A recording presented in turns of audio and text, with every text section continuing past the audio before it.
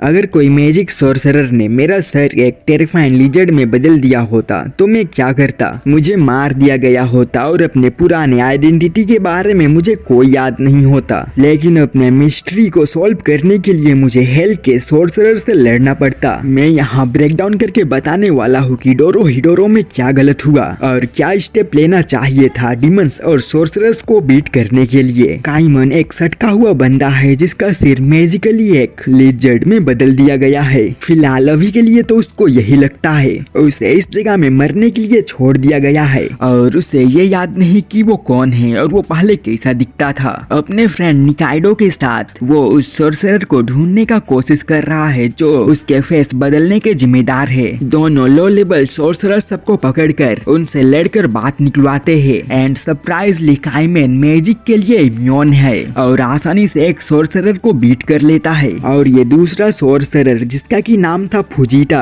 उसके पार्टनर को पकड़कर काइमन अपने टेरिफाइंग जो खोलकर सोर्सरर का पूरा स्कल अपने मुंह में दबा लेता है। वो सोर्सरर भागने का कोशिश करता है लेकिन कर नहीं पाता है। फिर वो आदमी एक अजीब सी आवाज सुनता है और काइमन के मुंह के अंदर एक ह्यूमन हेड को निकलता हुआ देख पाता है। ये काफी डिस्गस्टिंग है। फिर काइमन का अंदर का वो ह्यूमन वो बंदे को देखता है और उसको कहता है कि तुम वो नहीं हो जिसे काइमन ढूंढने का कोशिश कर रहा है। काइमन फिर उस सोर्सरर को बाहर निकालता है और उससे पूछता है कि अंदर वाले बंदे ने तुमसे क्या बोला। सोर्सरर फिर काइमन को बताता है कि उसने बताया कि वो मैं नहीं था। ये सुनकर काइमन निराश होकर वो सोर्सरर को मार देता है। लेकिन उससे पहले वो सोर्सरर अपने फ्रेंड को एक एनीवेयर डोर की मदद से वहाँ से भगा देता है और कोई लीड न होने पर काइमन और निकाइडो अपने शहर हॉल लौट जाते हैं जो दुनिया की सबसे डेंजरस जगह है। ये शहर सोर्सरर्स के लिए एक हॉरिफाइंग टेस्टिंग ग्राउंड है जहां वो लोग ह्यूमंस पर एक्सपेरिमेंट सब करते हैं। इस टेस्टिंग के वजह से इस जगह में हजारों लाशें और अपने एक्सपेरिमेंटल लोग सबको छोड़ जाते हैं जो कि यहीं के लोग रहते हैं। इसीलिए ये पूरे दुनिया का हेल हॉल बन चुका है। सेंचुरीज पहले एक डिविल ने इस शहर को डिस्कवर किया और इसे अपना मैजिकल प्लेग्राउंड बना लिया ह्यूमन पर एक्सपेरिमेंट करने के लिए। एनीवेयर डोर का यूज करके सोर्सरर्स अपने दुनिया और इस शहर के बीच में ट्रेवल करते हैं और काइमन को ये समझना है कि उसका ह्यूमन हेड को किसने इस लिजर्ड में बदला और वो ये सोचता है कि उसके मुंह का अंदर के स्ट्रेंजर सोर्सरर को आइडेंटिफाई कर पाएगा। लेकिन ये लोग जिस तरीके से उस सोर्सरर को ढूंढने का कोशिश कर रहे हैं इन सब में इनका काफी टाइम वेस्ट हो रहा है।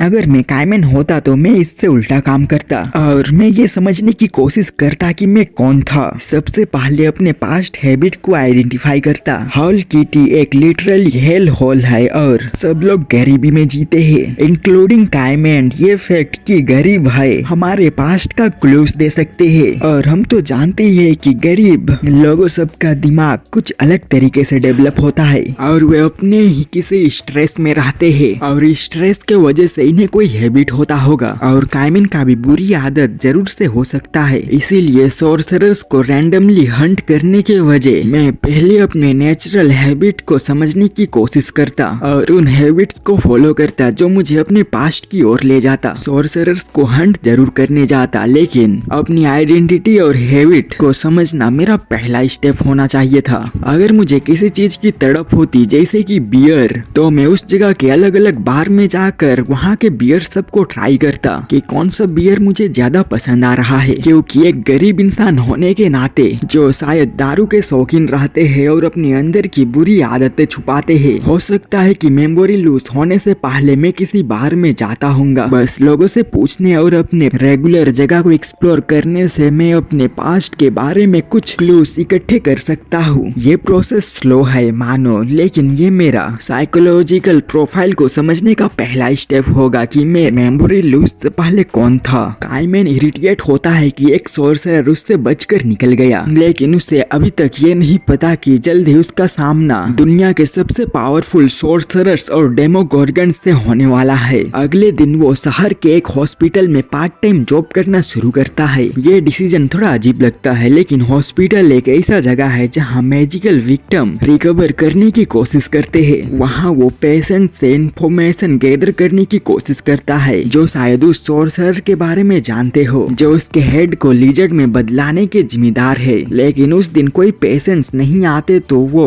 काम काम से जल्दी छुट्टी लेकर निकाइडो के डाइनर पर डिनर के लिए चला जाता है। डाइनर पर काइमन गया तो रहता है डिनर करने के लिए, लेकिन वो देखता है कि उसका बेस्ट फ्रेंड निकाइडो एक बग में ट्रांसफॉर्म हो रहा है। वो सोर्सर बताता है कि वो यहाँ मैजिक प्रैक्टिस कर रहा है, तो कुछ सेकंड बाद मेरा मैजिक कंप्लीट हो जाएगा तो तुम्हें तुम्हारा दोस्त वापस मिल जाएगा। ये सुनते ही काइमन उस सोर्सरर पर अटैक करता है, उसे ओवरपावर्ड करके अपने मुंह में डाल लेता है। पर उसको पता चलता है कि ये सोर्सरर को भी उसके आइडेंटिटी के बारे में कुछ पता नहीं है, तो वो उसे मार डालता है। और इस बंदे को मिलाकर काइमन ने टोटल 10 सोर्सरर्स को मार डाला है। पर इसने जिस सोर्सरर को मारा उसका भुगतान इसको जल्द ही मिलेगा। मैजिकल रेल्म में फुजिटा अपने बॉस मिस्टर एन को रिपोर्ट करता है कि उसका पार्टनर लिजर्ड हेड वाले इंसान के हाथों मारा गया, और वो बताता है कि उसके ऊपर हमारा मैजिकल अटैक का कोई भी असर नहीं हुआ। मिस्टर एन ये सुनकर सरप्राइज हो जाता है कि कोई इंसान मैजिक से इम्यून कैसे हो सकता है। वो सस्पेक्ट करता है कि काइमन के ऊपर ऑलरेडी किसी और का स्पेल लगा हुआ है, जो उसका अजीब लिजर्ड हेड और मैजिक इम्यून का रीजन हो सकता है। मिस्टर एन फुजिटा को एक कंप्यूटर देता है जहाँ पर दुनिया के सभी सोर्सरर का लिस्ट रहता है, और उससे कहता है कि काइमन के लिजर्ड स्पेल के जिम्मेदार सोर्सरर को ढूंढो। दूसरे दिन काइमन नॉर्मल हो चुके निकाइडो से मिलती है और वे फोटो लेने जाते हैं, क्योंकि दोनों नहीं देख सकते हैं कि काइमन के गले के अंदर का बंदा कैसा दिखता है।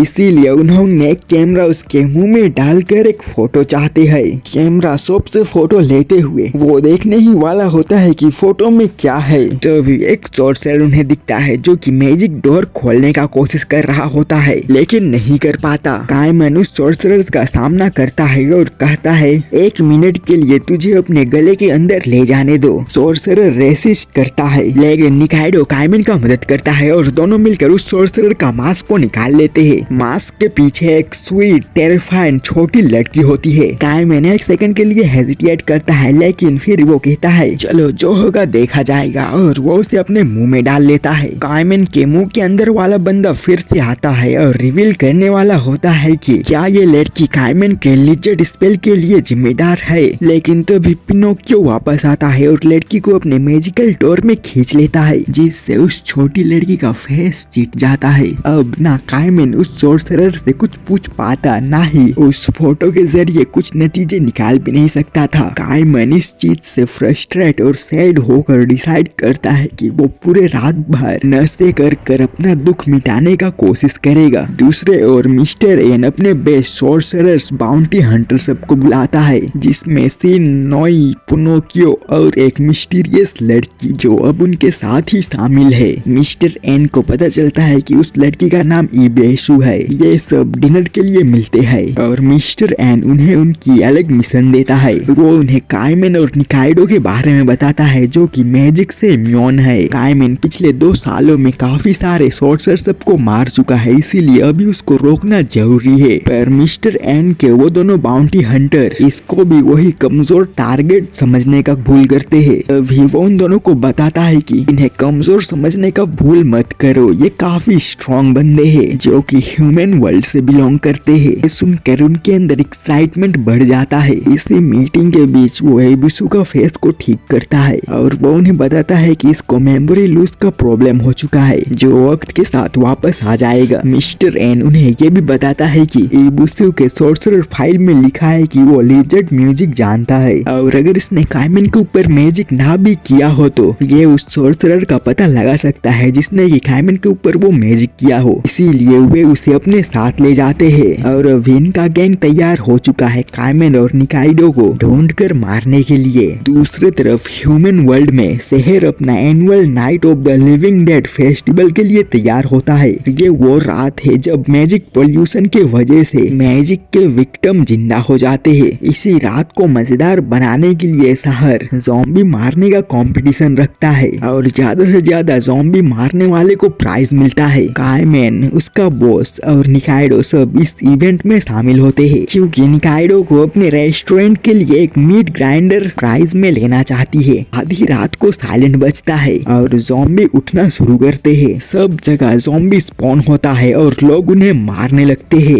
इसी बीच में मिस्टर एन के सोर्सरर स्क्वाड ह्यूमन रैम में इंटर होते हैं। तभी वे लोग रियलाइज करते हैं कि वे लोग ज़ॉम्बी अपोकलिप्स में आ गए हैं और मजबूरन वे इस फाइट में शामिल हो जाते हैं। इसी बीच बीच काइमन और निकाइडो ज़ॉम्बीज को मारते हुए जा रहे होते हैं और वे थोड़ा ब्रेक लेकर रामेन खाने के लिए रुकते हैं। तभी मिस्टर एन के टीम उन्हें देख लेते हैं। पिनोकियो कंफर्म करता है कि ये वही लोग हैं, लेकिन तभी इवेसु ज़ॉम्बी का शिकार बनने लगती है तो पिनोकियो उसको बचाने चला जाता है। निकाइडो उन लोगों को काइमन की तरफ जाते हुए देखकर समझ जाता है कि वे काइमन को मारने के लिए जा रहे हैं। वो काइमन को अलर्ट करता है और वो दोनों तैयार हो जाते हैं। काइमन सोचने लगता है कि ये फाइट इजी पीजी निकलेगा, पर वो गलती कर देता है। मिस्टर एन के टीम पावरफुल निकलते हैं और उनका सामना सीधा करना बहुत बड़ी गलती हो सकती है। हाँ, अगर मैं काइमन के जगह रहता तो अब तक मैं समझ चुका होता कि इतना सारा सॉर्सरर्स को मारने के बाद में मेरे ऊपर बाउंड्री तो लगा ही होगा। और ये स्पेशल ये लोग सॉर्सरर्स से काफी कीड़े दर्जे के लोग रहते हैं। पहले डिवल आता है, फिर सॉर्सरर, फिर लास्ट में ह्यूमन, और ऊपर से सॉर्सरर्स का जो वो हाई लेवल मास्क रहता है उससे उनका पावर और भी ज्यादा बढ़ जाता है। इससे इन्हें पता चल जाना चाहिए था कि ये सॉर्सरर कितने पावरफुल होंगे। अगर काइमन सही से रिसर्च करके होमवर्क करता और सॉर्सरर वर्ल्ड के टॉप रैंक बाउंटी हंटर के बारे में जानता तो वो अपने एनिमी से लड़ने के लिए तैयार रहता। इस सिचुएशन में फोर्स काम नहीं करेगा। ज़ॉम्बीज का यूज ध्यान भटकाने में किया जा सकता है।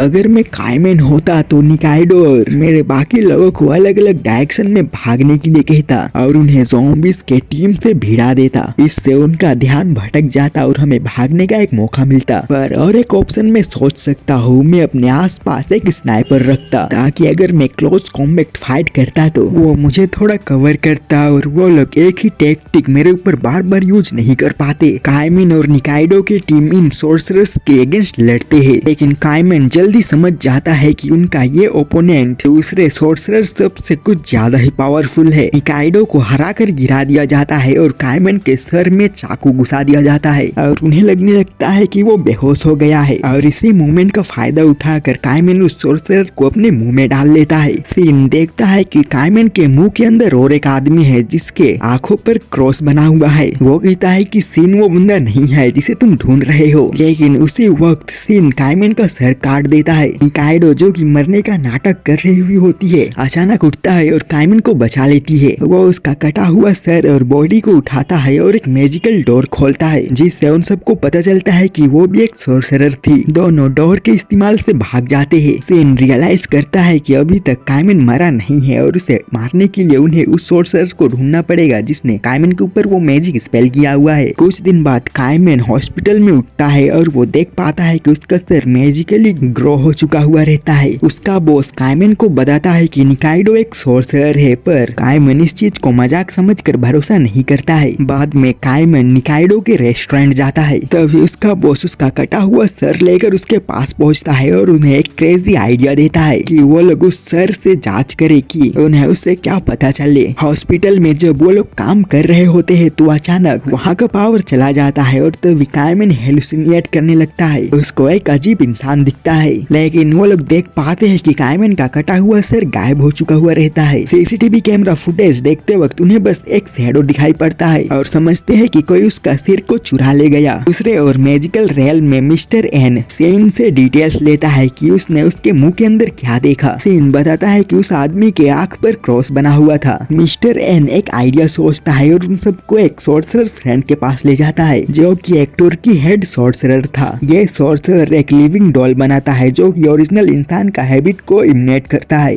जो इंसान काइमन के मुंह के अंदर देखा था उसका डिस्क्रिप्शन उसको देता है और सॉर्सरर उसका इमेज को एक डॉल में बदल देता है। मिस्टर एन और उसके टीम उस डॉल को फॉलो करते हैं जो कि उस असली इंसान के लोकेशन को ढूंढने में मदद करेगा। डॉल एक रैनडाउन अपार्टमेंट तक जाता है। पिनोकियो और इवेसु को अंदर में एक बॉक्स मिलता है, लेकिन बॉक्स के अंदर कुछ अजीब होता है जिससे वो डॉल उन दोनों को काफी बुरी तरीके से मारने लगता है। तभी सीन वहाँ पर पहुँचता है और उसको पेल देता है और वे बॉक्स को खोलते हैं और उसके अंदर एक सड़ा हुआ कटा सर रहता है। नॉय अपने मैजिक के मदद से उस सर को रिस्टोर करता है जिससे उन्हें पता चलता है कि ये तो वही आदमी है जो कि काइमन के मुंह के अंदर में है। बाद में मिस्टर एन अपने टीम को एक स्पेशल पार्टी पर ले जाता है जिसका थीम डेड बॉडी के रिलेटेड रहता है और यहाँ पर एक फेमस सॉर्सरर रहता है जो कि लोगों को जिंदा कर दे सकता है। मिस्टर एन काफी इम्प्रेस होता है और वो सोचता है इस सॉर्सरर को अपना पार्टनर बनाने का। वो सिन और नॉय को उस सॉर्सरर को किडनैप करने का ऑर्डर देता है। इसी बीच इवेसु वहाँ क्लासरूम जाता है जहाँ पर वो एक ऐसा इंसान से टकराता है जो कि उसको जानता था, लेकिन इबुसु के मेमोरी लॉस के वजह से वो उसको पहचान नहीं पाता है। वो मासूमी से उस आदमी से दिए गए चीज को एक्सेप्ट करता है, जिससे उसको कुछ बदलाव महसूस होने लगता है, जो एक एडिक्टिव सब्सटेंस है जो सोर्सरर्स का पावर को 10x इंक्रीज कर देता है। ये पावर एक्टिव होते ही इबुसु का पावर 10 गुना बढ़ जाता है और वो गलती से उस आदमी को तुरंत मार देता है। इसी बीच सीन और नोए उस सोर्सरर को ढूंढ लेते हैं और उसके पार्टनर को मारकर उसको किडनैप कर लेते हैं। मिस्टर एन वहाँ पहुँचता है और वो रियलाइज करता है कि ये औरत मैजिकल पाउडर का यूज कर रही थी और वो उसको एक नकली सोर्सरर कहता है। वो उसको जल्दी मार देता है, लेकिन उस औरत के कपड़ों के नीचे कुछ छुपा हुआ दिखाई पड़ता है। उसको पता चलता है कि असली सोर्सरर जो जिंदगी देने का पावर रखता है, जो कि एक डेविल पिगी है। मिस्टर एन पिगी डेविल को उठाता है और अपने ग्रुप को बताता है कि उसको अब तक निकाइडो के सोर्सरर पावर के बारे में ज्यादा कुछ पता नहीं चला है और ना ही वो किस टाइप का मैजिक यूज करता है, लेकिन वो कहता है कि इस पिग डेविल के मदद से हम वो क्रॉस आई आदमी को जिंदा करके उसका डिटेल्स निकाल सकते हैं। दूसरे तरफ ह्यूमन सिटी में कुछ मंथ गुजर जाते हैं और काइमन और निकाइडो को उनका बॉस बताता है कि वो अपना एक ऐसा फ्रेंड जानता है जो कि काइमन के लिजर्ड हेड के राज को सॉल्व कर दे सकता है। वे उस सोर्सरर फ्रेंड के पास जाते हैं जो कि एक बच्चा होता है। ये सोर्सरर बच्चा बताता है कि उसने रिसेंटली एक मैजिकल डोर बनाया है। ये पहला मैजिकल डोर है जो कि ह्यूमन ने बनाया है, एक्चुअल इंसान ना कि सोर्सरर्स। और ये डोर कई सारे सोर्सरर्स के चमड़े और हड्डियों से बनाया गया है।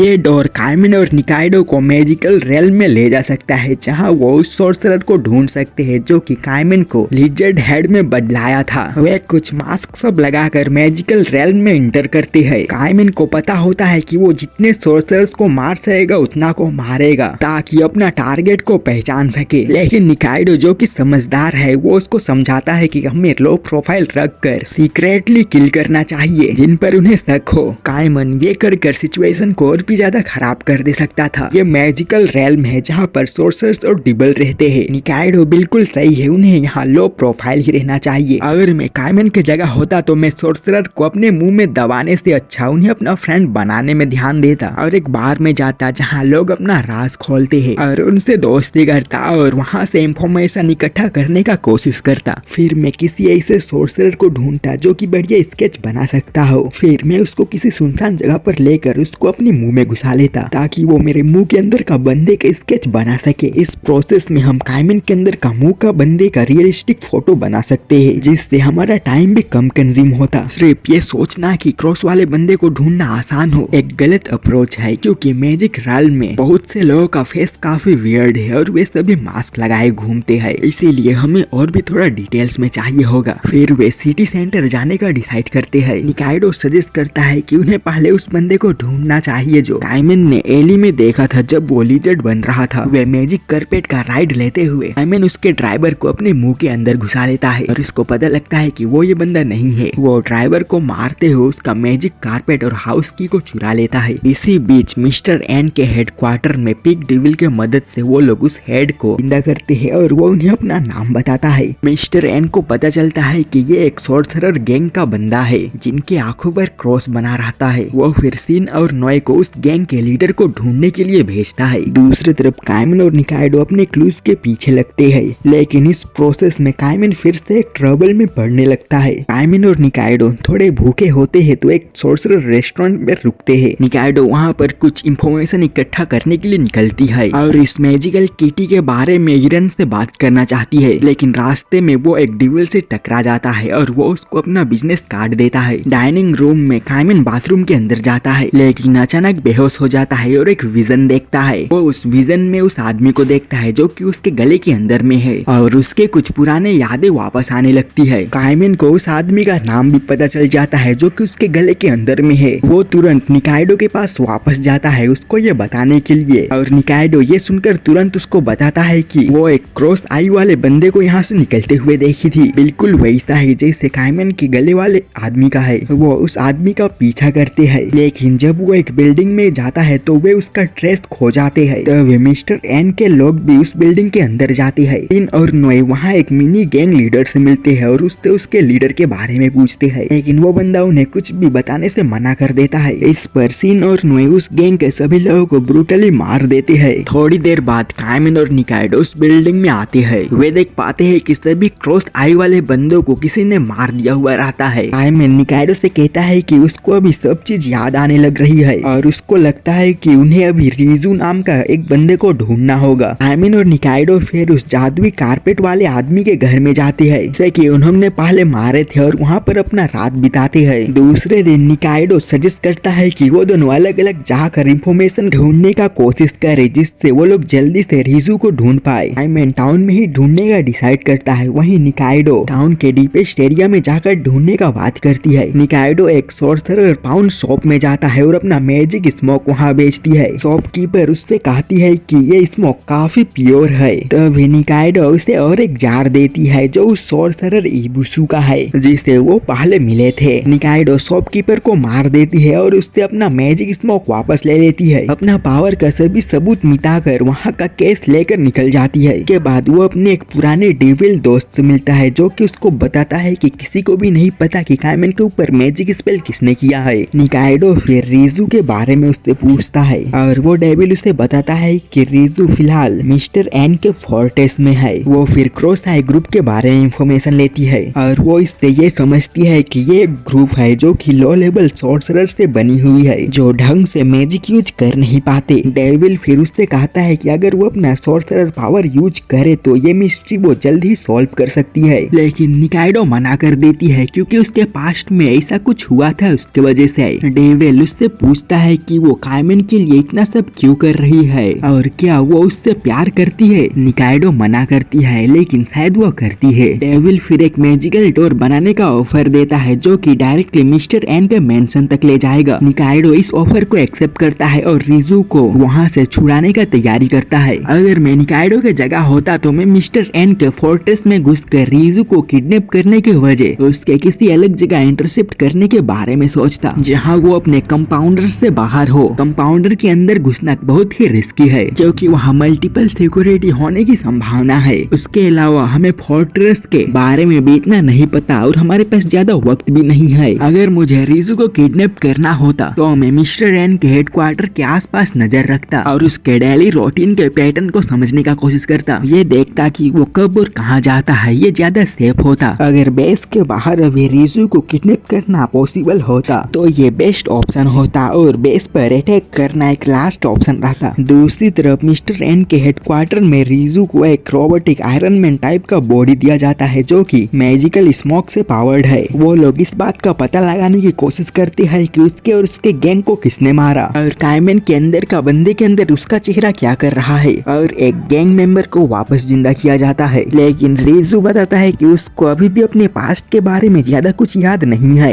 लेकिन वो ये भी रिवील करता है कि क्रॉस आई गैंग के सिर्फ कुछ ही लोगों को ये पता है कि उनका लीडर कैसा दिखता है और उसे ढूंढना आसान नहीं होगा। अचानक बेल बजता है और मिस्टर एन के लोग रियलाइज करते हैं कि निकाइडो उनके हेडक्वार्टर में घुस आई है। सिन और नोए उसे रोकने के लिए वहाँ पहुँचते हैं और उनका एक छोटा बैटल भी होता है, लेकिन निकाइडो वहाँ से किसी तरीके से बचते हुए रीजू को ढूंढने लगती है। तभी वो दोनों रियलाइज करते हैं कि जो मैजिक डोर यूज हुआ था उसे एक डेविल ने बनाया था। मिस्टर एन के मिनियंस बताते हैं कि निकाइडो रीजू और क्रॉस आई के बॉस को ढूंढ रही है। रीजू के लॉक्ड रूम में उसका एक कोवर्कर उसको एक शॉकिंग बात रिवील करता है। वो कहता है कि उन दोनों को उनके ही गैंग का एक मेंबर ने मारा था। तभी मिस्टर एन और उसके गैंग रूम में घुसते हैं और रीजू को बताते हैं कि सब कुछ बिगड़ने वाला है। तभी निकाइडो विंडो तोड़कर अंदर घुस जाती है और मिस्टर एन को जोर से नीचे गिरा देती है। गुस्से में मिस्टर एन अपना मशरूम मैजिक का यूज करते हुए पूरा रूम को उड़ा देता है। इस धक्का मुक्की में रीजू का पार्टनर मर जाता है और सब कुछ बर्बाद हो जाता है। रीजू इस अपॉर्चुनिटी का यूज कर भाग जाता है और निकाइडो बिना रीजू का ही वापस लौट जाती है। वो जल्दी से काइमन के पास लौट जाती है, लेकिन उसे पता चलता है कि मिस्टर एन के मैजिक एक्सप्लोजन के वजह से उसके पीठ पर एक बड़ा सा मशरूम उग गया है। काइमन शॉक्ड होकर उसको ह्यूमन रैम ले जाता है और अपने दोस्तों को उसका हेल्प करने को कहता है। काइमन का एक फ्रेंड उसे बताता है कि उन्होंने निकाइडो के पॉकेट से एक डेविल बिजनेस कार्ड रिकवर किया है जो ये प्रूव करता है कि वो एक बोनाफाइड सॉर्सरर है। लेकिन काइमन फिर भी इस बात पर यकीन नहीं करता क्योंकि वो एक इडियट है। तभी उन्हें निकाइडो के रूम से किसी का चिल्लाने का आवाज सुनाई देती है और उन्हें पता लगता है कि उसे किडनैप कर लिया गया है। काइमन उसका पीछा करता है और वो एक हॉलवे में पहुंचता है। वो रियलाइज करता है कि ये वही हॉलवे है जहां उसे एक लिजर्ड में बदलाया गया था। काइडो के चिल्लाने का आवाज का फॉलो करते हुए वो एक सुअर टनल में पहुंचता है, लेकिन वहाँ एक टेरिफाइड बीटल उसके ऊपर अटैक करता है और उसे ओवर पावर्ड कर देता है। मजबूरन उसे वहाँ से भागना पड़ता है, पर वो उस किडनैपर का जगह को ट्रैक कर लेता है और वो दरवाजे को तोड़कर अंदर घुस जाता है। किडनैपर बताता है कि वो निकाइडो का पार्ट्स को चुरा कर बेचना चाहता है क्योंकि सोर्सरर का पार्ट्स काफी महंगे में बिकता है। निकाइडो उसे इजीली ओवर पावर्ड कर देता है और उस बीटल को भागना पड़ता है जो कि कायमन के पीछे था। मरने से पहले वो मिस्टीरियस आदमी कहता है कि उसने कायमन को उस दिन देखा जब वो एक इंसान था। कायमन डिस्परेट होकर उससे पूछता है कि क्या तुमने उस आदमी को देखा जिसने मुझे इस लिजर्ड हेड में बदला, लेकिन मिस्टीरियस आदमी मर जाता है बिना कुछ बताए। यहाँ तक आकर कायमन थोड़ा स्लो लग रहा है। उसने अब तक उस एली को एक्सप्लोर नहीं किया है जहाँ उसे लिजर्ड में बदलाया गया था। ये काफी बेवकूफी है। कायमन 2 साल से अपना लिजर्ड हेड मिस्ट्री का आंसर ढूंढ रहा है, लेकिन उसने कभी भी उस जगह नहीं गया जहाँ ये स्टार्ट हुआ था। अगर उसने ये पहले किया होता तो शायद उसको क्वेश्चन का आंसर मिल गया होता। अगर मैं कायमन की जगह होता तो मैं हॉस्पिटल से डिस्चार्ज लेते ही मैं उसी जगह पर जाता जहाँ हमें ढूंढा गया था। मैं 2 साल इंतजार नहीं करता। अगर शुरुआत में ही फास्ट एक्शन लिया होता तो उस एरिया में डीएनए सैंपल ढूंढकर पता लगाने का कोशिश करता कि उस जगह पर कौन कौन था जब हमें बदला गया, क्योंकि वहाँ का हॉलवे काफी ओपन लगता है तो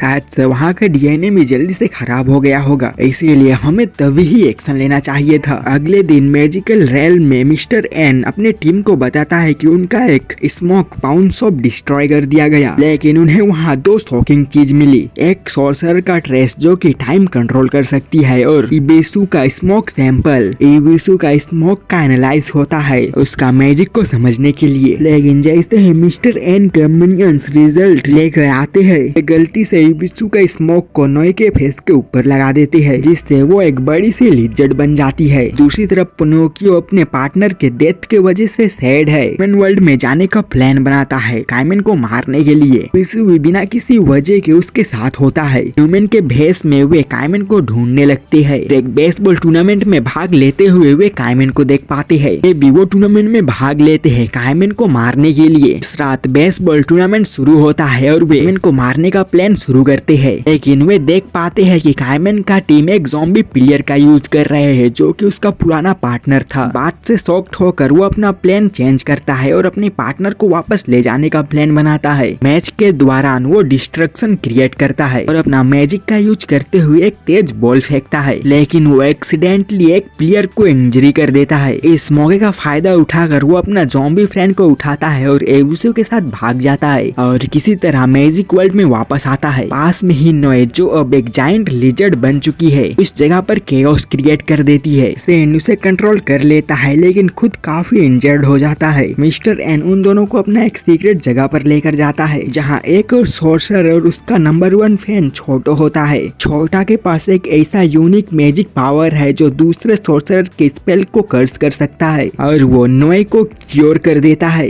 इस बीच पिनोकियो का ज़ॉम्बी फ्रेंड कंट्रोल लूज कर देता है और एबुसु के ऊपर अटैक कर देता है। वो उससे तंग आकर अपना पावर लूज करके एक बड़ी सी लिजर्ड में बदल जाती है और वो उस ज़ॉम्बी को खा जाती है। पिनोकियो ये देखकर चौंक जाता है और वो रियलाइज करता है कि एबुसु ही था जिसने कि कायमन को एक लिजर्ड में बदलाया। एबुसु फिर से एक छोटी लड़की बन जाती है और वो कहने लगती है उसका कुछ मेमोरीज वापस आने लग रही है। फाइनली वो मिस्टर एन और उसके गैंग से मिलते हैं और वे कंफर्म करते हैं कि एबुसु ही था जिसने कि कायमन के हेड को एक लिजर्ड में बदलाई थी, लेकिन वो बताती है कि उसका मेमोरी अभी तक वापस नहीं आई है। दूसरे ओर हम ह्यूमन रेल्म में कायमन को देख पाते हैं जो कि सोच रहा हुआ होता है कि वो जितना देर तक मैजिकल रेल्म में रुका था उसका मेमोरी उतना ही वापस आते जा रहा था, इसीलिए वो फिर से मैजिकल रेल्म में जाने का डिसाइड करता है। निकाइडो को बिना बताए वो उसको परेशानी में फिर से डालना नहीं चाह रहा था। वो निकल जाता है फिर से रीजू को ढूंढने मैजिकल रेल्म में। उसे लोगों से पता चलता है कि रीजू जिस गैंग में था वो गैंग अभी कुछ दिनों से गायब हो चुका है और उसे ये भी पता चलता है कि 3 दिन बाद शायद से वो फिर से आ सकती है। जब पार्टनर चूज करने का फेस्टिवल आएगा तब इसमें सोर्सरर सब अपना पार्टनर चुनेंगे और वहाँ पर मिस्टर एन और उसके गैंग भी आने वाले हैं। आयमन भूखे सड़क में बैठा होता है तभी वो एक बच्चे को बुली होते हुए देख पाता है जो कि उस रेस्टोरेंट में काम करता है। उस रेस्टोरेंट का मैनेजर उसको बचाने का कोशिश करता है और कायमन भी उसमें उसका साथ देता है और वे उन बदमाशों को मारकर भगा देते हैं। फिर उस रेस्टोरेंट का मालिक टॉम्पा कायमन को इसके लिए थैंक्स करता है और वो उसको खाना खाना ऑफर करता है और साथ में नौकरी इस रेस्टोरेंट में काम करने का। इस नाइट को सॉर्सरर फेस्टिवल शुरू होता है। कायमन के कोवर्कर भी फेस्टिवल पर जाते हैं और कायमन को रेस्टोरेंट संभालने को कहते हैं, पर हमें तो पता है कि कायमन किसी का भी नहीं सुनता है। वो वहाँ के गार्ड सबको मारकर एक भेस पहन लेता है और वहाँ पर चुपके से घुस जाता है रिजू को ढूंढने के लिए। और मिस्टर एन वहाँ पर बोलता है कि अब से 3 दिन तक सॉर्सरर फेस्टिवल चालू होगा, तो आप में से सारे लोग वोट कर सकते हो हमारे टीम के किसी भी मेंबर के साथ पार्टनर बनने के लिए। पार्टनरशिप करने के लिए डेविल को एक दूसरे का फ्लैश को डेविल को देना होगा, तब वे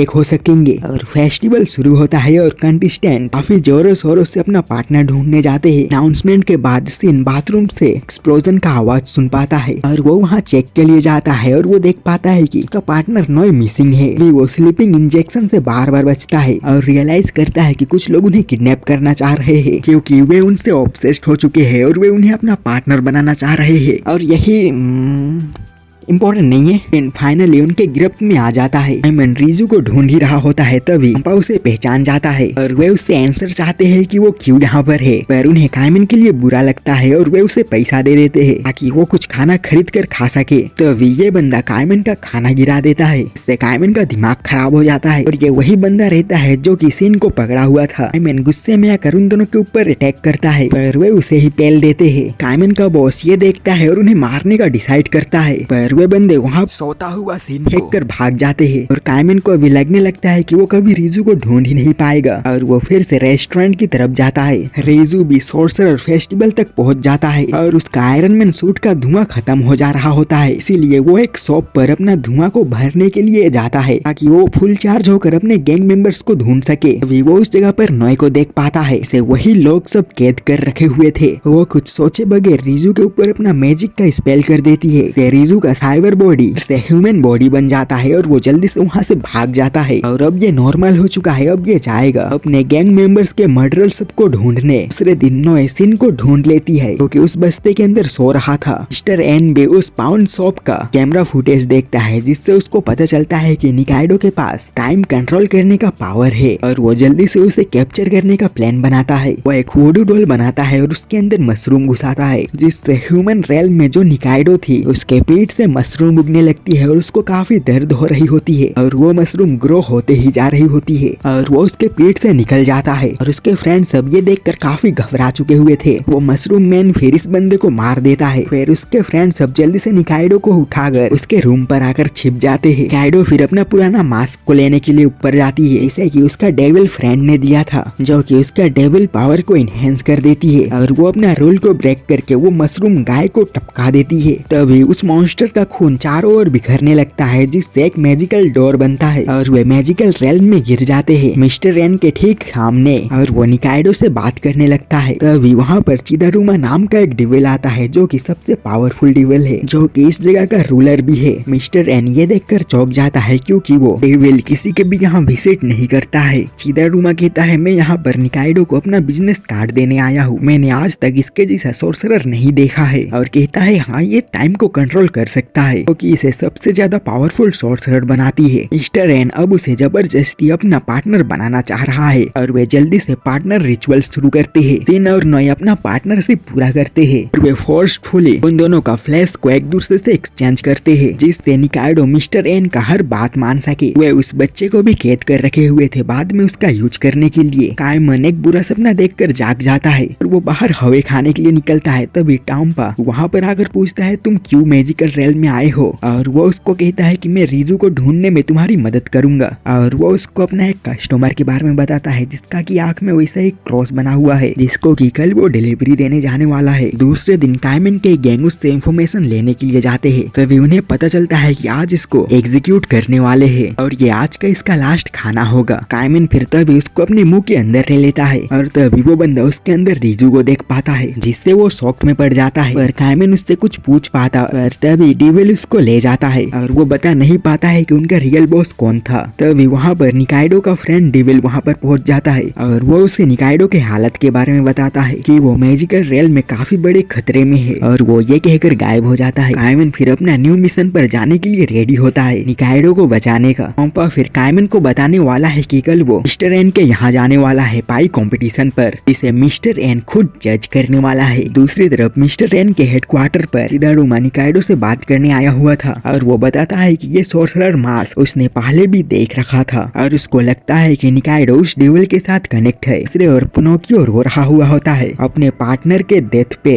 तभी वो उस बच्चे को और उसके बीटल के फ्रेंड सबको देख लेता है और वे रियलाइज करते हैं कि ये लोग प्रिजन तोड़कर निकल चुके हैं और वो एबिसु को उन्हें रोकने कहता है, पर एबिसु इस चीज में फेल हो जाती है काफी बुरी तरीके से। वो किड सॉर्सरर फिर उन्हें मारने के लिए तैयार होता है, तभी सिन वहाँ उन्हें बचाने के लिए पहुंच जाता है और वो उस सॉर्सरर किड को मारकर गिरा देता है। तभी वो रियलाइज करता है कि कुछ साल पहले इसी डॉक्टर बच्चे ने उसको बचाया था जब वो अनाथ था।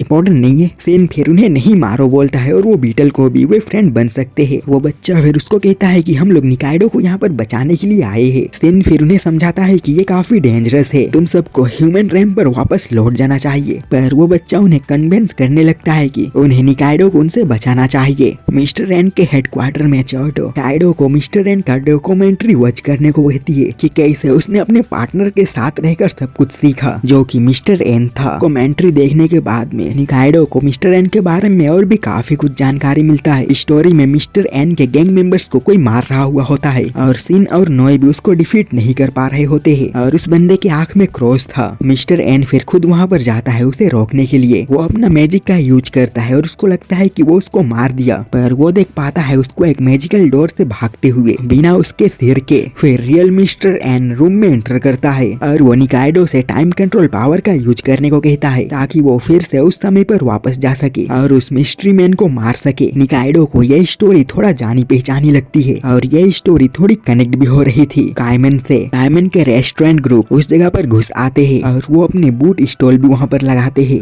और काइमन न्यूज़पेपर के फ्रंट पेज पर निकाइडो का फोटो देख पाता है और वो समझ पाता है कि अभी वो मिस्टर एन का पार्टनर बन चुकी है और वो काफी सैड हो जाता है और वो समझने लगता है अभी उसको उसकी मदद का कोई भी जरूरत नहीं है। और वो तभी निकाइडो को स्पॉट करता है और मिस्टर एन के टीम पाई को जज करने में काफी बिजी हो जाते हैं। काइमन इसी बात का फायदा उठाकर निकाइडो को वहाँ से भगा ले जाता है, पर निकाइडो जाने से इनकार कर देती है और वो कहती है उसको मिस्टर एन के साथ रहना है, पर काइमन उसको अपने साथ आने को कहता है। काइमन लिटरली यहाँ पर आने से पहले कुछ भी रिसर्च नहीं किया है, उसने ये भी पता नहीं लगाया कि एक बार फ्लैश एक्सचेंज कर लेते हैं तो वे एक दूसरे से अलग नहीं हो सकते और एक तरीके से मिस्टर एन निकाइडो को कंट्रोल भी कर सकता है और वो काइमन के साथ भाग भी नहीं सकता। काइमन कहता है तुम्हें मेरे साथ आना ही होगा। सच कहूँ तो काइमन एक नंबर का इडियट है। उसने न्यूज़पेपर पर देखा था कि निकाइडो कैसे मिस्टर एन के साथ में है। वो तभी ही एक प्लान बना सकता था। मैजिकल रेल में से कई सारे मैजिक से वो एक ऐसा मैजिक ढूंढता जिससे निकाइडो को कंट्रोल में किया जा सकता था और उसने एक भी रिसर्च नहीं किया है कि उनका एनिमे कितना कैपेबल रखता होगा। वो जान भी नहीं पा रहा है कि निकाइडो किसी के कंट्रोल में है। दूसरी ओर रीजू अपने ह्यूमन बॉडी में अपने गैंग के पास पहुंचता है और वो उन्हें कहता है उसे एक पैकेज डिलीवरी करना है, लेकिन तभी उसके ऊपर अटैक हो जाता है। लेकिन तभी उसका फ्रेंड आकर उसको बचा लेता है और वो उसको बताता है कि हम अभी और अपने पुराने गैंग के साथ में काम नहीं करते हैं। पर रीजू कहता है कि मैं इस गैंग का मेंबर हूँ और मुझे क्रॉस आई बॉस के पास एक पैकेज डिलीवर करना है जो कि उस बिल्डिंग में रहता है। वहीं पर हमें क्रॉस आई गिल्ड के बॉस के बारे में पता चलेगा। दूसरी तरफ निकाइडो काइमन के ऊपर अटैक करता है, पर काइमन फाइट करने से मना कर देता है तो निकाइडो उसको मार मुरा कर एक गड्ढे में ढिकाल देता है। काइमन काफी घायल हो जाता है और वो निकाइडो से बचकर छुपने का कोशिश करता है, पर कोई और ही एनिमी निकाइडो को मारकर गिरा देता है। तभी उसका डेविल फ्रेंड वहाँ पर अपीयर होता है जैसे कि उसको सब पता हो और वो मिस्टर एन का कॉन्ट्रैक्ट पेपर को उससे अलग करता है। तभी चौटी भटकते हुए वहाँ पर आ जाता है और वो देख पाता है कि मिस्टर एन का कॉन्ट्रैक्ट निकाइडो से अलग हो चुका है और वो उस कॉन्ट्रैक्ट को उससे मांगने लगता है ताकि वो मिस्टर एन का पार्टनर बन सके। डेविल उसको वो देता है, पर वो कहता है कि ये ऐसे वर्क नहीं करेगा और वो निकाइडो को को जिंदा करता है। निकाइडो इस चीज से थोड़ा घबरा जाती है। वो डेविल फिर उससे पूछता है कि तुम्हें कौन मारना चाह रही थी। निकाइडो कहती है मुझे नहीं पता,